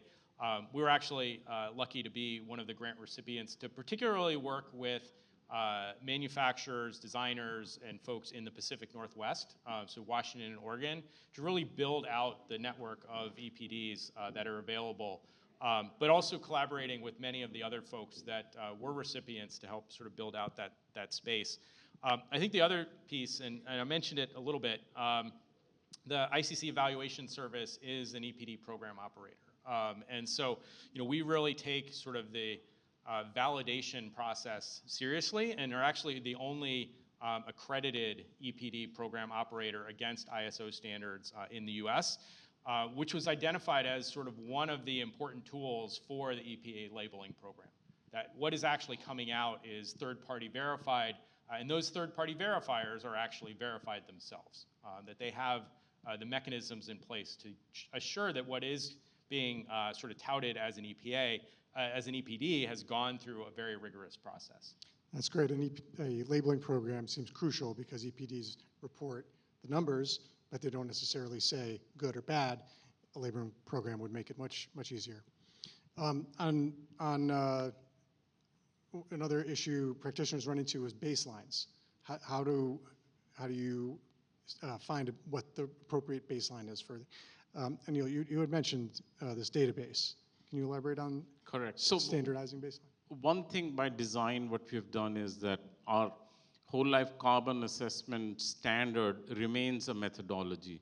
It does not include any baselines because it's globally applicable. So that's why this ecosystem is needed, because we tell you how to measure, but then how to set your performance benchmarks, baselines, targets, budgets is a separate thing. I think I encourage all of you, if not already done so, look at the, I call it a beautiful document that UK Net Zero Carbon Building Standard folks have produced. My colleagues have worked on that. It lays out exactly how in the UK, obviously it's a UK standard, but at least it provides you what good looks like in terms of setting those targets, baselines, and benchmarks by building typology, because you don't want to have the same budget for a school building versus maybe a multifamily residential compared to an office building or any other building typology. So that's why they've done a top-down, bottom-up approach, and therefore comparison makes it makes it possible to compare. But then what we have done is we have created a database called the Built Environment Carbon Database, which is going to be both our WLCA standard and BECD work with the UK Net Zero Carbon Building Standard. So more and more data is being pooled through the labeling program, which is UK Net Zero Carbon Building Standard. The benchmarks and baselines continue to improve because BECD behind the scenes is checking quality, redoing the benchmarks, and producing those benchmarks. So again, you can see this ecosystem approach where one piece cannot solve the whole thing. Great. Ryan, on baselines, 240p doesn't set baselines. It's a measurement tool. But is there a way, for example, in New York City, or Sylvie might be able to use it in her effort to baseline for New York City? Yeah, I think absolutely. I mean, just like the RICS standard, 240 is not about setting targets, but you need the methodology in place to be able to set targets. Because if you don't have sort of a baseline that really sort of takes into account the entire building stock and being able to sort of find where is that appropriate target, you're all over the place. So 240 really sets up that basis and that methodology so that we can gather that data in a consistent way, we can report it in a consistent way, and then we can use it to actually set those targets. Great. Brad, how's the GSA working on baselines? On baselines, all right. So show of hands, how many of you read the entire 2022 budget bill? Only one of you. All right. What did it say? What did it say? All right. So I'm gonna read this because I don't have slide capability. So it's a great question. We are in the beginning stages of looking at this. So in that bill, what they asked of us, GSA is to create a library of buildings comprised of a representative group of typical as-built projects to establish baseline embodied carbon through whole building lifecycle assessments for government construction projects. Using standard-based metrics from a lifecycle inventory and a set of standard-based whole building lifecycle assessment practices, GSA is directed to analyze, evaluate existing buildings to assess their embodied carbon levels. The data would be made accessible to the public and inform future policy direction on reductions below the baselines to maximize carbon reduction in federal buildings. So that's something that we are working on. We are partnering with our colleagues over at the National Renewable Energy Laboratory to get that done, and we'll let you know more as it emerges. Exciting. So a couple questions on application and also considering time. How do you want to? We can go one more. Okay. So, how do we apply? So architects always want to do the right thing. Often we're, limited. There's a ceiling of code. There's a ceiling of what our clients are, what they have an appetite for. So it sounds like, governments, organizations are going to be able to use things like 240p to help set things. So, Brad, how might owners or buildings use the standard to advance decarbonization? Well, the thing I like about 240p, and granted I'm biased, right? So, and as you probably saw in the draft, it has two pathways in it. It's got an as-designed pathway and an as-built pathway. So basically, right across 3 chapters, the standard lays out very clearly the quantification method first for operational carbon, then for embodied carbon, and then finally how to put them together in a reporting document. So whether or not an entity or a code jurisdiction makes adherence to 240p a requirement, right? The designers, constructors will be able to follow this quantification methodology at their desired project stage, right? To help them learn more and then maybe set targets, can innovate on, and do whatever they can do in the future to make that a possibility. Great. Ryan, another unscripted question. ICC model codes. Do you see ICC model codes somehow adopting this whole building carbon approach? And 240p would be part of that, I would think. Yeah, I appreciate the question. I mean, I mentioned International Green Construction Code already sort of covers a multitude of sort of sustainability attributes, including materials, and being able to, right now it's mostly sort of focused on just understanding sort of where you are, using things like EPDs, but having 240 would actually allow that ability to include targets for whole life carbon within the Green Construction Code. As Emma mentioned, there's increased focus within the International Energy Conservation Code on opportunities to save greenhouse gas emissions. At this stage, primarily still on the operational side, but I think sort of getting that additional sort of focus on greenhouse gas emissions as part of the process, I think could lead to sort of greater focus on embodied and operational together. Doing the math, code cycles, that means yeah, a few years for ICC to adopt, a few years for states to adopt, a few. Yeah, we're on a 3-year cycle. We're just getting started on the 2027 edition of the International Energy Conservation Code. Would encourage everybody to participate in that process. But yeah, it'll take a little while. Okay. Sounds like we should expect states and jurisdictions to adopt something like that in before 2030, hopefully. Okay. Anil, how's the RSCS standard used in design and in the approval process? Does it affect specific trade-off decisions like, for example, over-designing the structure, which means more embodied carbon, but that allowing more flexibility for building use in the future? Does it get at like design questions like that? Yes, that's the intent of emphasizing whole life.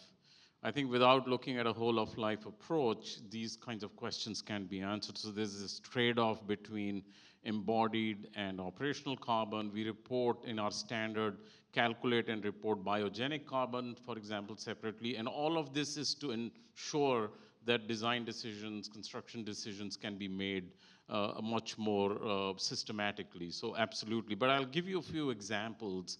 Our standard is aligned with the Greater London Authority's planning process, in which all projects of certain size type need to report as part of your planning application whole life carbon assessment. So that application and that process is aligned to our reporting, to our standard. Similarly, the City of London is currently doing case studies using our standard. City of Westminster has a PACER program in which they are creating a similar database of benchmarks to BECD. So we are collaborating and helping them. But something that maybe or may not be of interest here is that we are making significant strides in infrastructure sector also.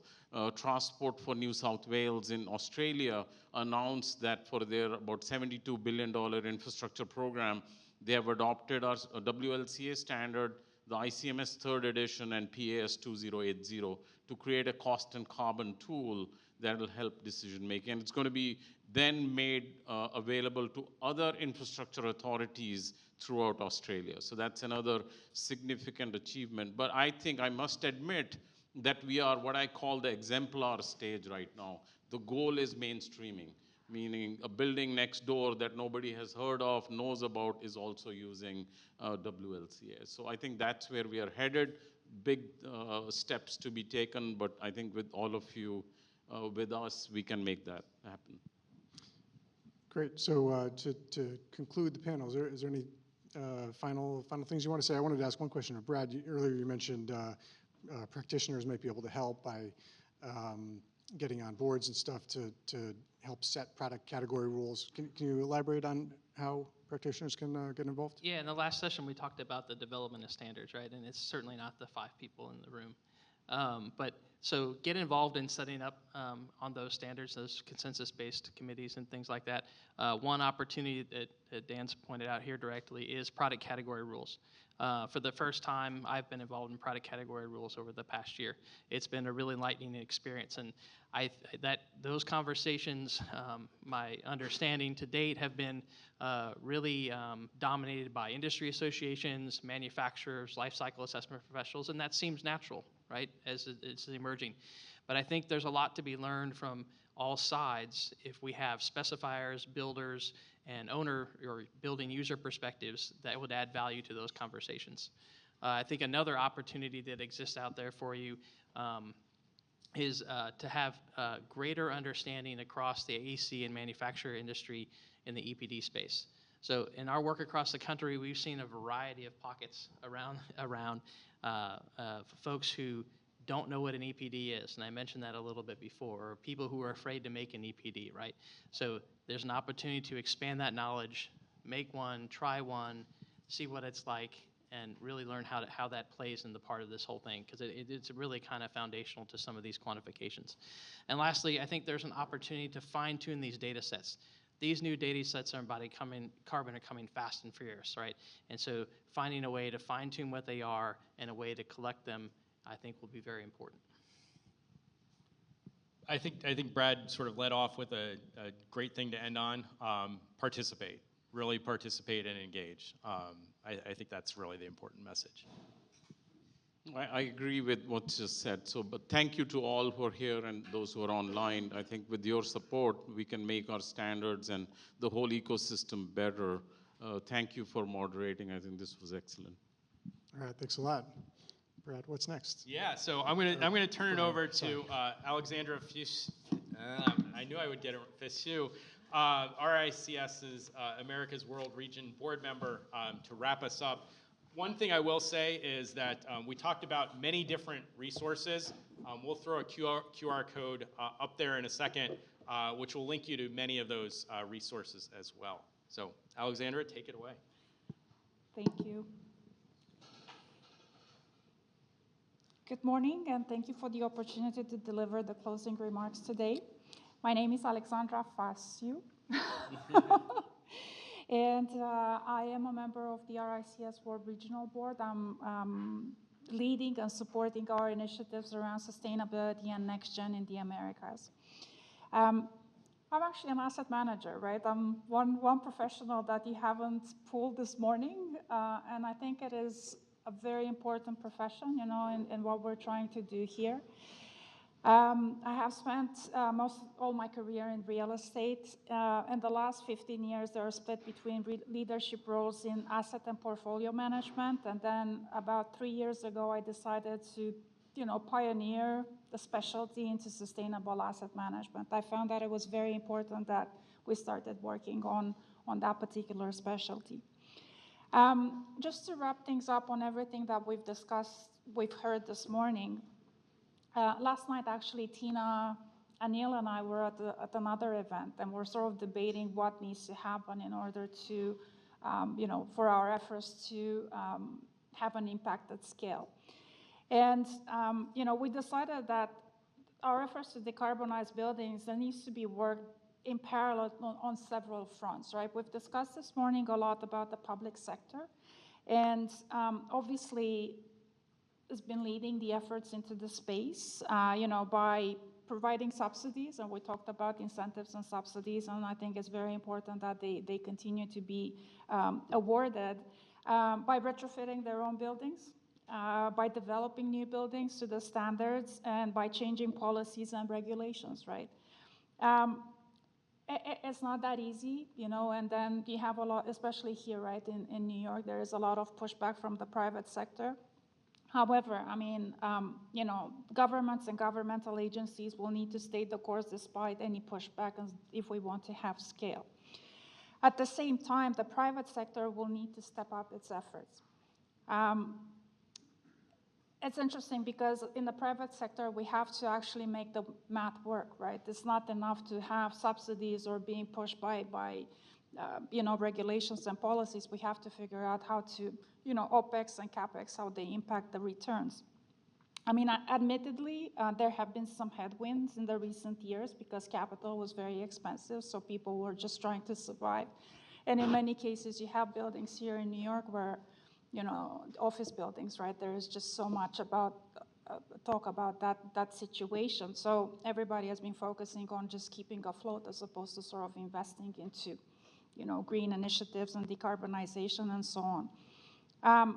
However, you know, last week our interest rates have started to come down in the States, and then in all the other developed countries have happened in the last few months. So, you know, I think they're at the point, and we are at the point where we can actually figure it out. So just to give you a bit of background, sort of insight, in order to make, in the private sectors, in order to make the returns work, you have to look at very long-term horizons, right? And many of the investors, they buy on a 7-year basis or on a 10-year basis, not on a 40-year basis. So that's really where the gap is, and we're working on it to do that, to figure it out. Together, the public and the private sectors can have the impact we all want. Professional bodies, right, like ICC, like RICS, like the American Institute of Architects, play a very important role in this effort. The standards they publish, the white papers they commission, and the expertise they foster provide a solid foundation for their members to achieve sustainability goals. I mean, I was reading just now, I hadn't realized that ICC has an impact on about 2 million members, right? I mean, the scale is super important. RICS is not too bad at 135,000 members across the globe. So I'm confident that we'll have, you know, we'll have impact between, you know, everybody that is working here than the private sector figuring out, you know, how to make the math work. For the RICS, I just wanted to finish by saying that in the Americas, we want to build partnerships with everybody here and more. We want to contribute as much as we can to the efforts in the region. You know, we want to participate in think tanks, particularly here in New York, and support any initiatives that will leverage our sustainability expertise. The whole Ibon carbon assessment that, you know, Anil described in detail just now, is one of many tools that we want to make available to the built environment here in the region. So please feel free to reach out to Anil and also to Michael Zurif. He's at the very back. And then, you know, if you'd like to discuss further. Thank you so much.